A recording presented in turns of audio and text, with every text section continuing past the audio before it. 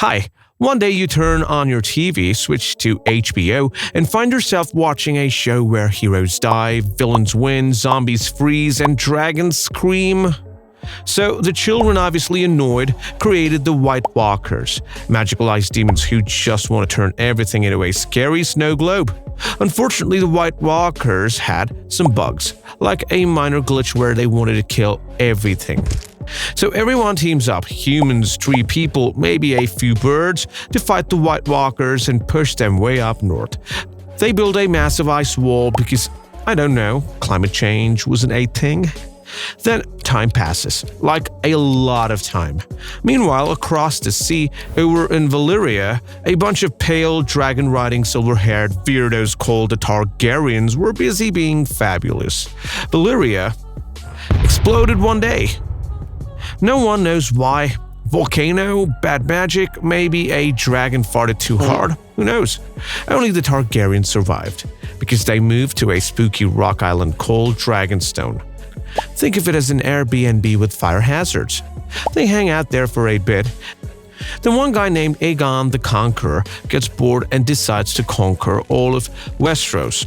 Because apparently that's what you do when you have 3 dragons and a superiority complex.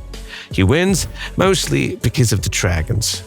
So he builds the Iron Throne, which is basically a massive chair made from swords of his enemies.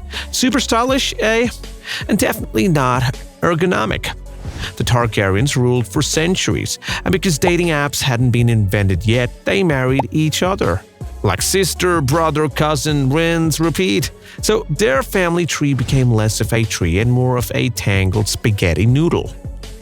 This went on for centuries until one dude, Aerys II, known as the Mad King, went full psycho. This guy was really living up to his name. He burns people alive for fun, keeps wildfire under the city just in case, and screams, "Burn them all!" like a broken smoke alarm.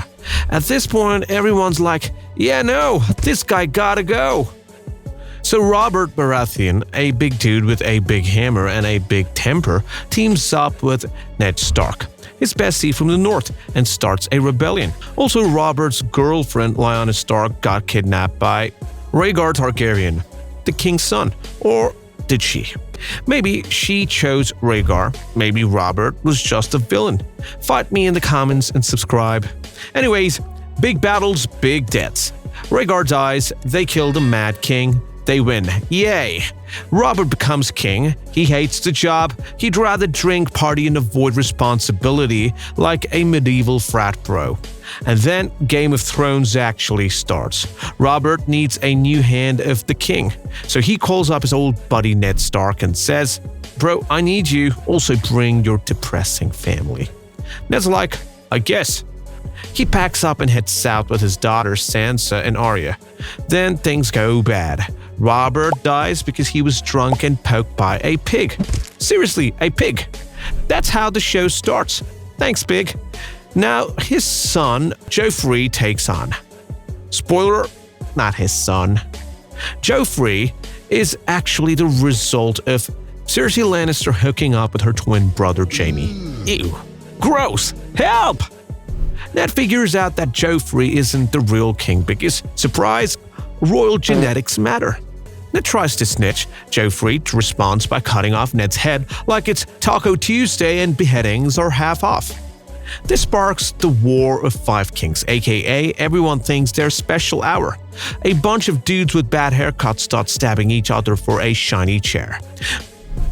Meanwhile, across the narrow sea, we meet Daenerys Targaryen, the last surviving dragon queen and accidental feminist icon. At first, she's just a scared kid married off to Khal Drogo, a horse guy who looks like he owns stock in Hot Topic eyeliner. Drogo dies from an infected scratch because medieval health care is basically just hope and prayers. Dany, freshly widowed and done with everyone's nonsense, walks into fire and hatches 3 dragons like it's no big deal. Everyone else, shocked. Game changed. Now she's got dragons, a fresh attitude, and a new hobby: world domination. She wants the Iron Throne because her ancestors sat on it and because apparently chairs are really important in this universe. Anyway, back in Westeros, the Starks and Lannisters are throwing hands like it's Black Friday at Walmart. Spoiler, honor doesn't block arrows. Robb Stark, Ned's son, tries to be king. He's doing okay until he breaks a marriage pact and picks love over politics. Big mistake. He gets murdered at a wedding, along with his wife, his mom, his wolf, and pretty much everyone he's ever sent a Christmas card to. The Red Wedding. The ultimate plot twist that made the internet cry louder than when Twitter went down for 10 minutes. And while everyone's busy playing Who Wants to Be King, there is a bigger issue brewing. Winter is coming, and with it, zombies. Because apparently regular politics wasn't deadly enough. Then you have Stannis Baratheon. He is Robert's brother and really serious about grammar and spellings. He gets into a relationship with a weird red witch lady, and he burns his daughter alive for some weather magic. It doesn't work, and he dies in the snow like a sad, angry potato. Meanwhile, Arya Stark is training to become a faceless assassin. Sansa is getting married to psychopaths. Bran Stark is busy time traveling through trees, and Rickon Stark can't run in zigzags and get arrowed to death. Big oof! Joffrey is still being the worst human alive, until he gets poisoned at his own wedding. Face turns purple, falls over dead. Nobody's sad, even his mom is like semi-sad but mostly pissed. After Joffrey dies, his younger brother Tommen becomes king. He's a sweet boy who just wants everyone to chill. Spoiler, nobody chills. Also, Jon Snow is here. He's Ned Stark's bastard son, but surprise twist, he's actually a secret Targaryen. Born from Ned's sister, Rhaegar Targaryen, doing a secret wedding. Which means he technically is a bigger claim to the throne than everyone. But he doesn't know that yet, because people in Game of Thrones love keeping secrets for no reason until it's too late. He joins the Night's Watch. They guard the wall, the massive ice thing that keeps the White Walkers up. But surprise, the White Walkers are back. And they have an army of the dead. And they're marching south like it's zombie Coachella. Jon becomes Lord Commander, dies, then comes back. Yeah, dies, but not really. Melisandre, the Fire Lady, hits the reset button. Eventually, Jon teams up with Sansa, his sister, kinda, and they take back Winterfell from the world's slimiest villain, Ramsay Bolton. Then Jon becomes king in the north. People chant it like it's a mixtape. Cersei blows up the church with wildfire, just casually, then her last child dies, so she puts on a crown. Boom, Queen of Westeros. No one votes for her, but no one's left to say no. Meanwhile, Daenerys building an army, liberates slaves, burns cities, and rides dragons like a pro. She finally sails to Westeros. She teams up with Jon Snow. They fall in love, even though they're related. Yes, she's his aunt.